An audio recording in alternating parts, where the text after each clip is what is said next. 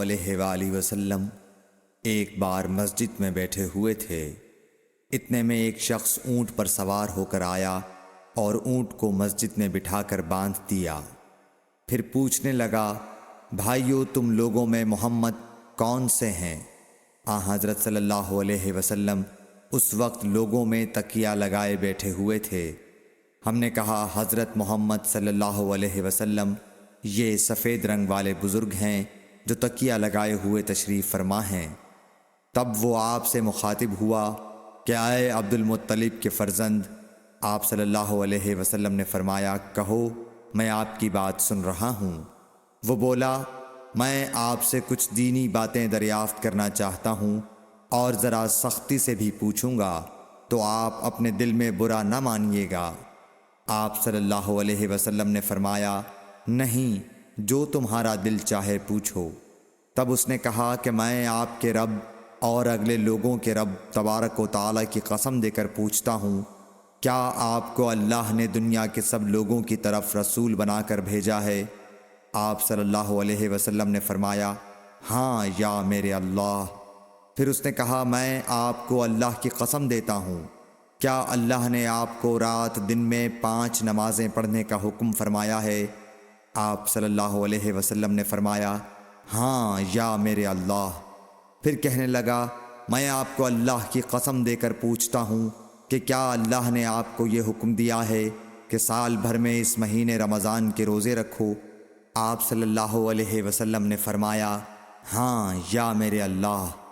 پھر کہنے لگا، میں آپ کو اللہ کی قسم دے کر پوچھتا ہوں کہ کیا اللہ نے آپ کو یہ حکم دیا ہے کہ آپ ہم میں سے جو مالدار لوگ ہیں ان سے زکوٰۃ وصول کر کے ہمارے محتاجوں میں بانٹ دیا کریں؟ حضرت صلی اللہ علیہ وسلم نے فرمایا، ہاں یا میرے اللہ۔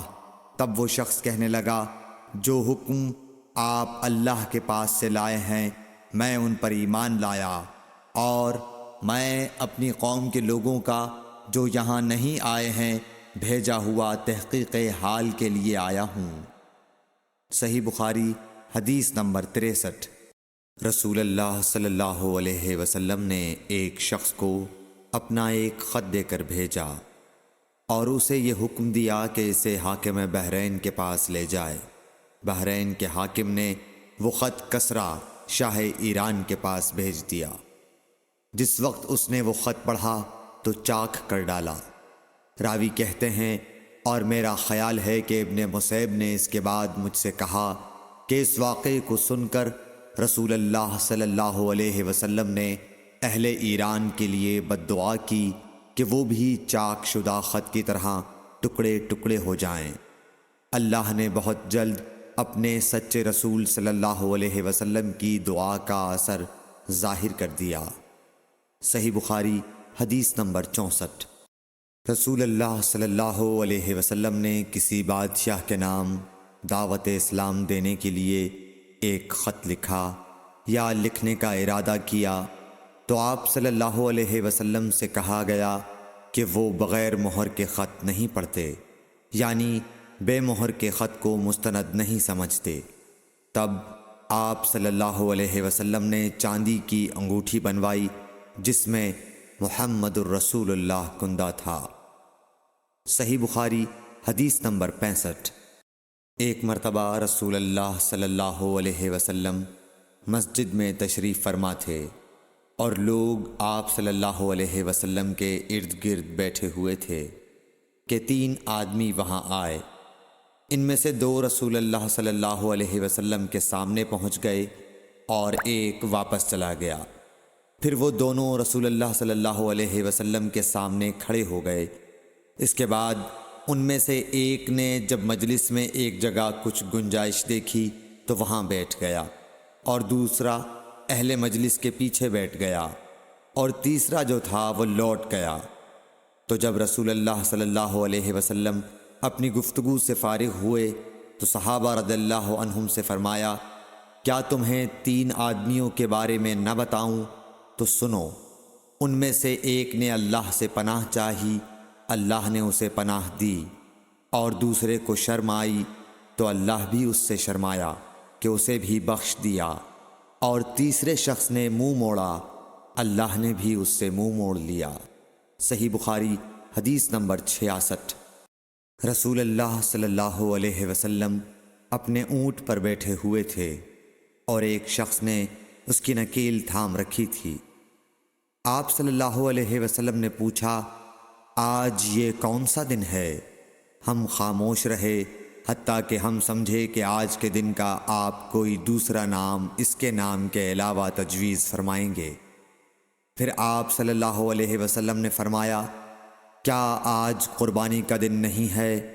ہم نے عرض کیا، بے شک۔ اس کے بعد آپ صلی اللہ علیہ وسلم نے فرمایا، یہ کون سا مہینہ ہے؟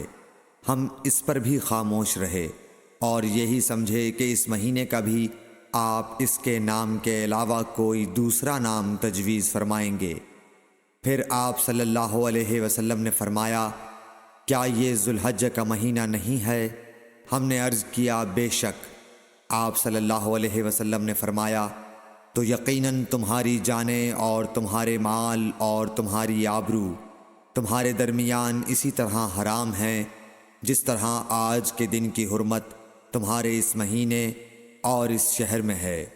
پس جو شخص حاضر ہے اسے چاہیے کہ غائب کو یہ بات پہنچا دے، کیونکہ ایسا ممکن ہے کہ جو شخص یہاں موجود ہے وہ ایسے شخص کو یہ خبر پہنچائے جو اس سے زیادہ یاد رکھنے والا ہو۔ صحیح بخاری حدیث نمبر 67۔ رسول اللہ صلی اللہ علیہ وسلم نے ہمیں نصیحت فرمانے کے لیے کچھ دن مقرر کر دیے تھے، اس ڈر سے کہ کہیں ہم کبھی دخاطر نہ ہو جائیں۔ صحیح بخاری حدیث نمبر 68۔ آپ صلی اللہ علیہ وآلہ وسلم نے فرمایا، آسانی کرو اور سختی نہ کرو، اور خوش کرو اور نفرت نہ دلاؤ۔ صحیح بخاری حدیث نمبر 69۔ عبداللہ ابن مسعود ہر جمعرات کے دن لوگوں کو واعظ سنایا کرتے تھے۔ ایک آدمی نے ان سے کہا، اے ابو عبد الرحمن، میں چاہتا ہوں کہ تم ہمیں ہر روز واعظ سنایا کرو۔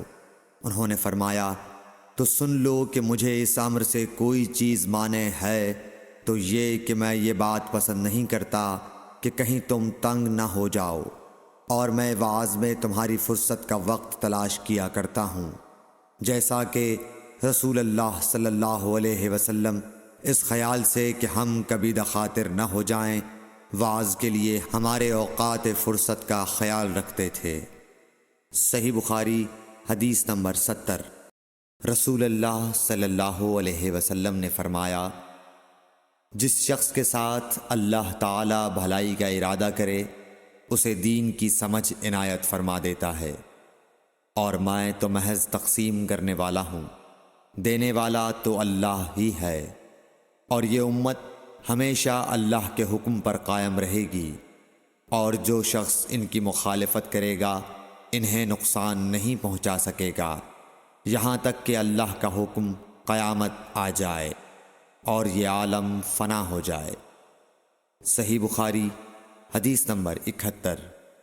عبداللہ بن عمر رضی اللہ تعالی عنہ کہتے تھے کہ ہم رسول اللہ صلی اللہ علیہ وسلم کی خدمت میں حاضر تھے کہ آپ صلی اللہ علیہ وسلم کے پاس کھجور کا ایک گابھا لایا گیا۔ اسے دیکھ کر آپ نے فرمایا کہ درختوں میں ایک درخت ایسا ہے اس کی مثال مسلمان کی طرح ہے۔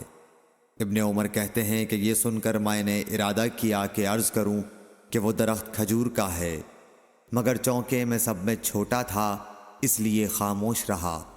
پھر رسول اللہ صلی اللہ علیہ وسلم نے خود ہی فرمایا کہ وہ کھجور ہے۔ صحیح بخاری حدیث نمبر 72۔ رسول اللہ صلی اللہ علیہ وسلم کا ارشاد ہے کہ حسد صرف دو باتوں میں جائز ہے، ایک تو اس شخص کے بارے میں جسے اللہ نے دولت دی ہو اور وہ اس دولت کو راہ حق میں خرچ کرنے پر بھی قدرت رکھتا ہو، اور ایک اس شخص کے بارے میں جسے اللہ نے حکمت کی دولت سے نوازا ہو اور وہ اس کے ذریعے سے فیصلہ کرتا ہو اور لوگوں کو اس حکمت کی تعلیم دیتا ہو۔ صحیح بخاری حدیث نمبر 73۔